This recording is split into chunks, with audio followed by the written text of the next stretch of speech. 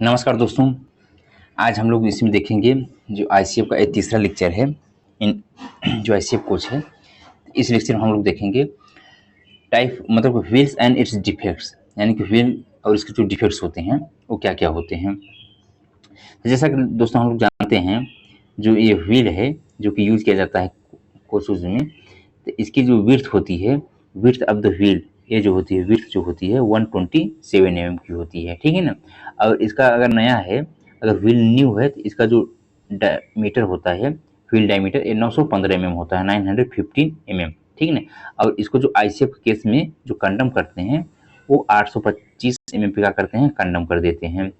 अब इसकी जो एक्सल कैपेसिटी आती है, ये इसमें दो तरह की आती है आईसीएफ में। एक आती है 13 टन की, जो कि नॉन एसी के लिए होती है, जो कि स्लीपर और जो जनरल कोच होते हैं उसके लिए होती है। और एक आता है 16 टन की, जो कि एसी कोच होता है उसके लिए। इसके जो जनरल होते हैं, ये जो है डायरेक्ट माउंटेड होते हैं, ठीक है ना। इसका जो दिया हुआ डायमेंशन 120 इंटू 130.5, यानी कि इसका जो 120 है वो लेंथ है, 130.5 इसकी जो है वो डायमीटर है जनरल की।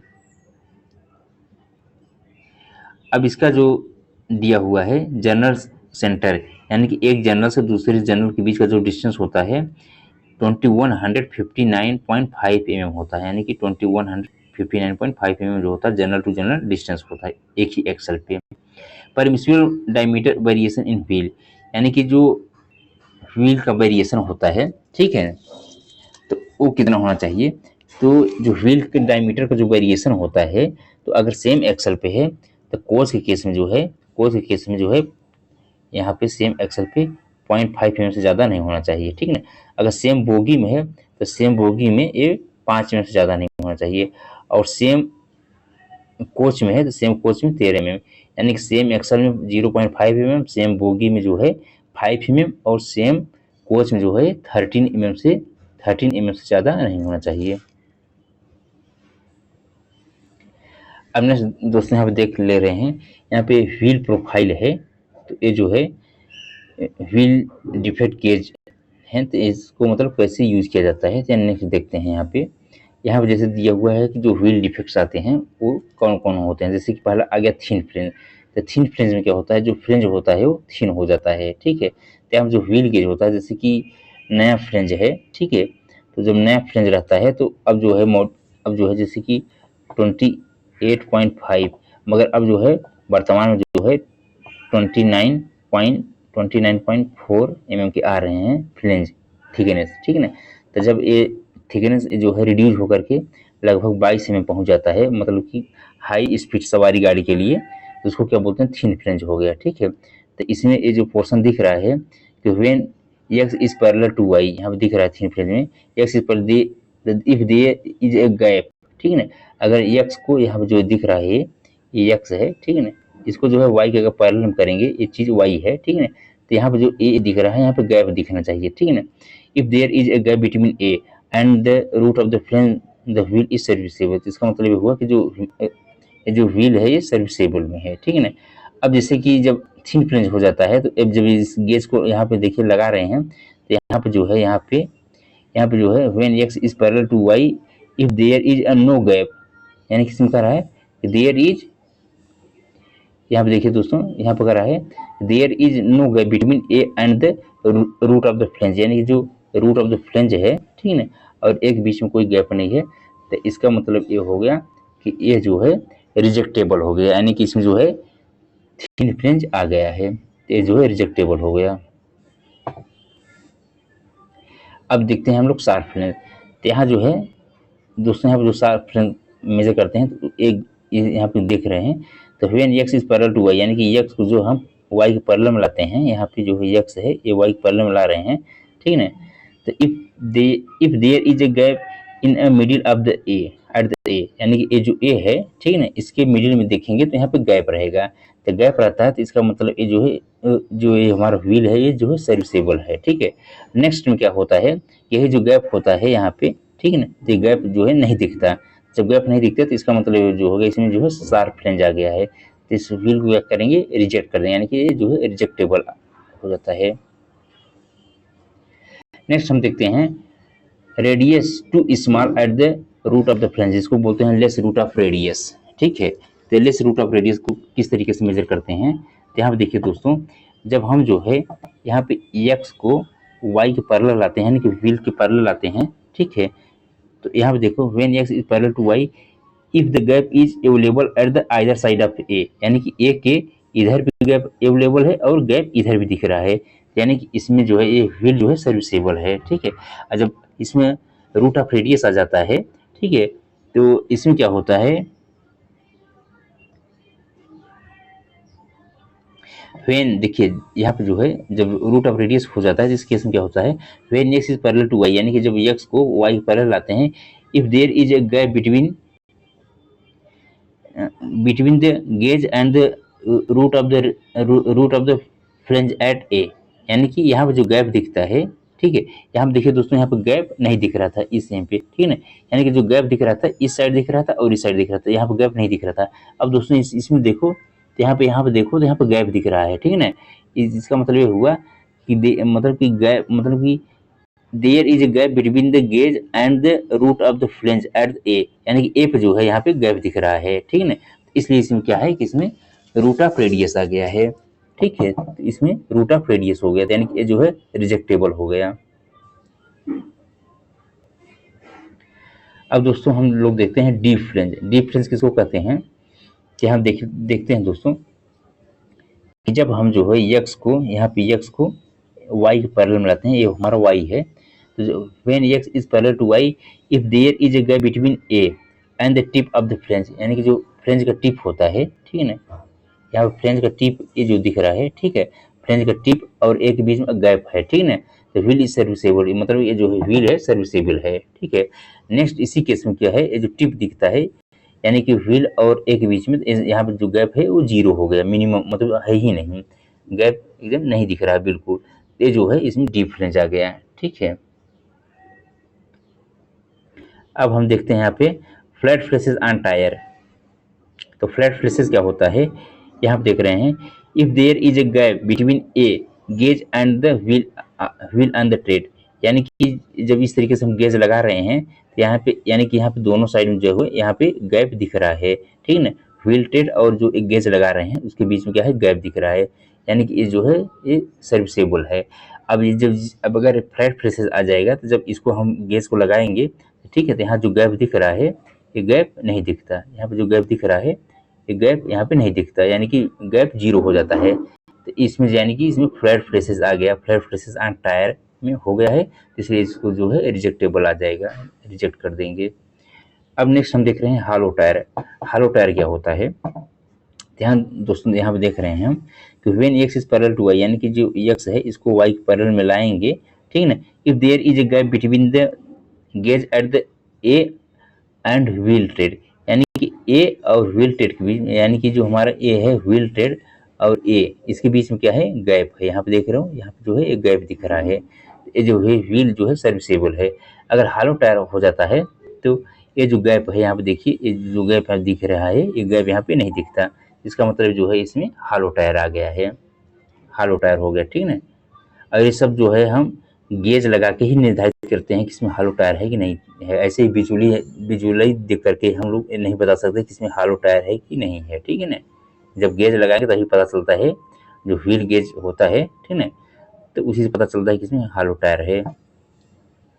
अब नेक्स्ट देखते हैं थिन टायर। तो थिन टायर में क्या देखते हैं कि हम देखिए दोस्तों यहाँ पे कह रहा है इफ द मार्क यस, देखिए जो यस मार्क है यहाँ पे, ठीक है ना, on the gauge is above the mark A, यानी कि ए से जो है ऊपर है, यानी कि मार्क्स ऊपर है, द व्हील इज सर्विसेबल, यानी कि व्हील जो है सर्विसेबल हो गया, यानी कि सर्विसेबल है, ठीक है, इस तरीके से गेज लगाएंगे। देखिए गेज लगाने की प्रक्रिया समझ देख लीजिए किस तरीके से गेज लगाया जाता है।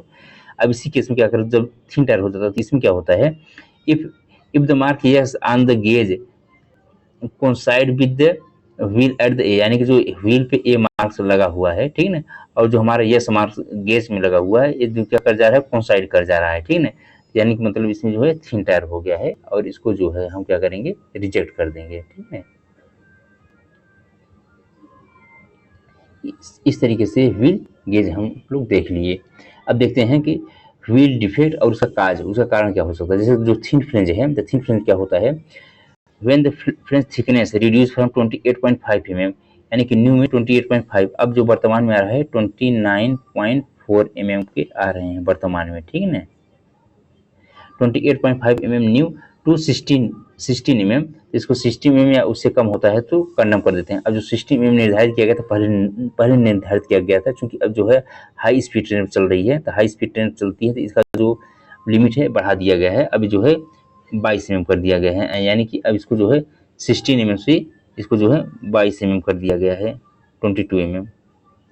तो अब क्या करते हैं, इसको इससे कम होगा तो जो है फ्लेंज इज कॉल्ड, मतलब कि इसको जो है इसको कहते हैं थिन फ्लेंज, ठीक है ना। यानी कि 28.5 mm न्यू रहेगा और जो है 22 mm का जो 22 mm पे आ जाएगा, जिसको बोलते हैं ये थिन फ्लेंज, जो कि 16 mm अगर दिया रहेगा तो 16 mm जो है मालगाड़ी के लिए है, यानी कि जो वैगन है उसके लिए 16 mm निर्धारित किया गया है, और सवारी गाड़ी के लिए मिनिमम जो है 22 mm किया गया है, ठीक है ना। अब flange thickness is measure at the depth of the 30 mm from the tip of the flange, यानी जो फ्लेंज थिकनेस हम मेजर करेंगे तो जो फ्लेंज का जो टिप है उसके 13 mm नीचे मेजर करते हैं, ठीक है ना। रिपरकेशन, ठीक है। अब इसके रिपरकेशन क्या होते हैं, मतलब इसके डिसएडवांटेज, अगर थिन फ्लेंसेस के डिसएडवांटेज क्या होते हैं, the chance of busting of the point due to the entering of the flange between the tongue rail and stock rail, यानी कि टंग रेल और स्टॉक रेल के बीच में जो फ्लेंज होते हैं, ठीक है ना, तो उसका चांस होता है कि वो ब्रस्ट यानी कि टूट सकता है, ठीक है ना, थिन फ्लेंज अगर हो जाते हैं तो यही इसका मतलब डिसएडवांटेज होता है। अब हम लोग देखते हैं शार्प फ्लेंज। शार्प फ्लेंज क्या होता है, तो व्हेन, देखिए शार्प फ्लेंज में क्या करा है, when the radius when the radius given at the tip of the flange is worn out from 14.5 mm, यानी कि 14.5 mm अगर न्यू है तो 14.5 mm अब कंडम हो गया, यानी 5 mm, यानी 5 mm जो आ गया या उससे कम हो गया उसको कंडम कर दिया, ठीक है, तो उसी को कहते हैं शार्प फ्लेंज, यानी कि इसको क्या कहते हैं शार्प फ्लेंज। शार्प फ्लेंज होते हैं तो इसके डिसएडवांटेज क्या होते हैं, जो sharing of the fish plate bolt at the rail joint, यानी कि जो रेल जॉइंट जहाँ पे दो रेल को, जो दो पटरियों को जोड़ा जाता है, दो रेल को जोड़ा जाता है, तो उसको जो फिश प्लेट होते हैं, ठीक है ना, जो फिश प्लेट होते हैं, फिश प्लेट के जो बोल्ट होते हैं, ठीक है ना, तो वो क्या हो जाते हैं सियरिंग, यानी कि वहाँ से कट सकते हैं, ठीक है ना, कट जाते हैं। ये इसका जो होता है शार्प फ्लेंज का ये डिसएडवांटेज होता है। अब देखते हैं radius root small at the root of the flange, तो इससे क्या होता है, इससे दोस्तों ये होता है कि यहाँ पे corning radius of the flange at the root is जो होता है 16 आर होता है, when it is reduce to 13 R or below it is called the radius too small at the root of the flange, ठीक है। और इसके disadvantage क्या होते हैं, तो डिसएडवांटेज ये होते हैं कि excessive lateral play result in chance of mounting of the flange over rail, ठीक है ना, ये जो होते हैं लेस रूट ऑफ रेडियस के डिसएडवांटेज होता है। अब हम लोग नेक्स्ट देखते हैं कि इस नेक्स्ट में क्या करा है, कि यहाँ पे कह रहा है कि डीप फ्लेंज, तो डीप फ्लेंज में क्या होता है, the new height of the flange is 28.5 mm, यानी कि जो न्यू हाइट होती है 28.5 mm होती है, when is increase to 35 mm or more it is called the deep flange, यानी कि न्यू जो रहती है वो 28.5 mm है, और जब ये रिड्यूस हो जाती है यानी कि इंक्रीज हो जाती है 35 mm या इससे ज़्यादा, तो इसको कहते हैं डीप फ्लेंज। अब इसका मतलब डिसएडवांटेज क्या है, the shearing of the fish plated bolt at the rail joint, यानी कि जो हमारा शार्प फ्लेंज में डिसएडवांटेज था वो सेम डिसएडवांटेज डीप फ्लेंज में भी होता है, ठीक ना। अब देखते हैं फ्लैट फ्लेसेस एंड टायर, जो फ्लैट फ्लेसेस एंड टायर होता है वो क्या चीज़ होता है, तो इसको होता है flatness on the wheel circumference is called the flat places and tyre है, ठीक है ना, ये इसको किया जाता है। तो फ्लैट फ्लेसेस जो कोचेज में अलाउ है 50 mm तक, और जो गुड्स स्टॉक में फ्लैट फ्लेसेस अलाउ है वो 60 mm तक, यानी कि 60 mm तक जो है गुड्स में, और कोचेज में जो है 50 mm तक जो है फ्लैट फ्लेसेस अलाउ है। अब इसके जो है इसके डिसएडवांटेज क्या होते हैं, तो chance of rail fracture due to the hammering impact on rail, यानी कि जब फ्लैट फ्लेसेस रहता है, ठीक है ना, 50 mm से ज़्यादा हो गया कोचेज में और 60 mm से ज़्यादा हो गया गुड्स में, तो इसमें क्या होता है कि जो रेल लाइन है उसको फ्रैक्चर होने के चांसेस बढ़ जाते हैं, क्योंकि इसमें हैमरिंग साउंड आती है, पट पट बोलता है जब चलता है तो, ठीक है ना। अब देखते हैं हॉलो टायर, तो हॉलो टायर क्या होता है, if the groove on the wheel टेड is up to the 5 mm or more it is called hollow tyre, यानी ठीक है ना, यानी कि जो व्हील टेड में अगर ग्रू यानी होल जो है 5 में या उससे ज़्यादा हो जाता है, ठीक है ना, तो उसको कहते हैं हॉलो टायर।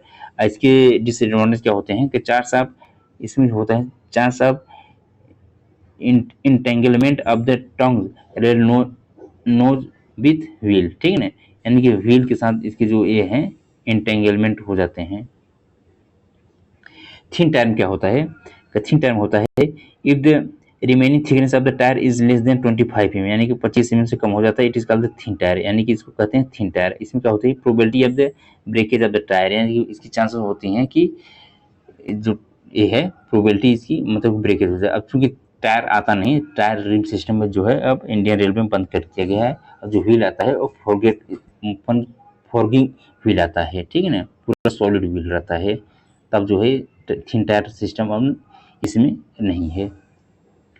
अब देखते हैं हम एक्सल बियरिंग, जो एक्सल बियरिंग देखते हैं, तो एक्सल बियरिंग अरेंजमेंट में यहाँ दोस्तों हम जो देख रहे हैं, तो इसमें क्या होता है कि double row self align spherical roller bearing जो होता है हमारे आईसीएफ कोच में यूज किया जाता है। तो आईसीएफ कोच में जो यूज किया जाता है बियरिंग, तो वो होता है double row self aligned spherical roller bearing. ये जो है बियरिंग यूज किया जाता है आईसीएफ कोचेज में। तो उसके जो होते हैं एक कई पार्ट्स दिखाए गए हैं यहाँ पे, जैसे कि ये एक्सल है, ठीक है, और यहाँ पे जो यहाँ पे दिया दिया है ये, जैसे कि ये पियर कवर है, इधर जो है फीट सीट है, इधर जो है ये जो है रिंग है, ये इधर जो दिया गया है ओ रिंग है, फिर इधर जो नट दिया गया है, इधर जो है स्प्रिंग वाशर दिया गया है, इधर एक्सल बॉक्स हाउसिंग है, ठीक है, फिर इधर जो दिया गया है, यहाँ दिया गया है, ये जो दिया गया है यहाँ पे स्प्लिट नट है, ठीक है ना। इस तरीके से इस जो दिखाया गया है जो है ये स्फेरिकल रोलर बियरिंग का अरेंजमेंट दिखाया गया है। चलिए दोस्तों हम देखते हैं direct mounted roller bearing arrangement. तो यहाँ पर जो दिख रहे हैं, तो जैसे कि कई मेक के आते हैं, तो बियरिंग मेक और रेडिकल क्लियरेंस इन एम, ठीक है ना। तो अगर जैसे एसकेएफ कंपनी की है, ठीक है ना, तो अगर एसकेएफ कंपनी की है तो इसका जो रेडिकल क्लियरेंस होता है 0.105 टू लेकर 0.296 mm के बीच में होता है। एग्जाम में कई बार पूछता है ये।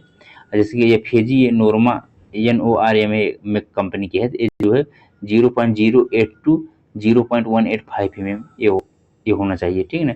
NEI या NBC कंपनी की है, 0.0802 टू 0.190 mm के बीच में ये होता है, जो रेडियल क्लियरेंस होता है, ठीक है ना। Inspection of the other roller bearing component, ठीक है ना, जिसमें इंस्पेक्शन क्या क्या करते हैं, यहाँ पर लोग हम लोग देख रहे हैं। The following component other than roller bearing should be inspected during the roller bearing maintenance in workshop. पहले क्या देखते हैं, axle end hole, in locking plate, in locking bolt, retaining ring, collar, felt ring, rear and front cover, axle box housing, ये सब जो है हम लोग क्या करते हैं, इसका इंस्पेक्शन करते हैं। अब देखिए दोस्तों यहाँ पे जो है बियरिंग डिफेक्ट दिखाया गया है, ठीक है ना। तो बियरिंग डिफेक्ट में यहाँ पे जैसे कि दिख रहा है कि रस्ट एंड कोरोजन, ठीक है, surface become partially or fully rusted, some time rusted at the spacing equal to distance between the rolling element, ठीक है ना। कॉज इसका क्या हो सकता है कि improper shortage, improper packing, insufficient rust, preventative oil, invasion of the moisture acid etcetera, handling with bare hand, ठीक है।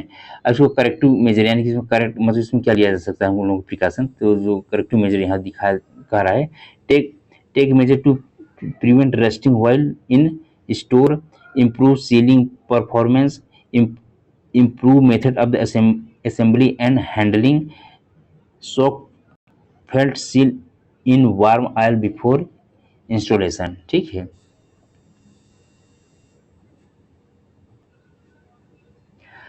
यहाँ पे ध्यान दिखा रहा है, यहाँ पे जो दिख रहा है फ्रेटिंग, इसमें फ्रेटिंग क्या होता है, fretting surface we producing red colour particle that form hollow, ठीक है ना। इसका कारण क्या हो सकता है, over size housing bore, insufficient interference, insufficient lubrication, fluctuating load, vibration during the transport or when not operating condition, ठीक है ना। इसमें हम करेक्टिव मेजर क्या ले सकते हैं precaution, use only those housing which have correct board आया, improve fit, check surface roughness of journal and housing, check consistence of the grease, do not use worn out of or damage housing. ठीक है, next देखते हैं flanking या spelling. ठीक है, flank flank flank from on the surface of the raceway and the roller element when flank far off the surface become rough and uneven। ठीक है ना, इसका कारण क्या हो सकता है?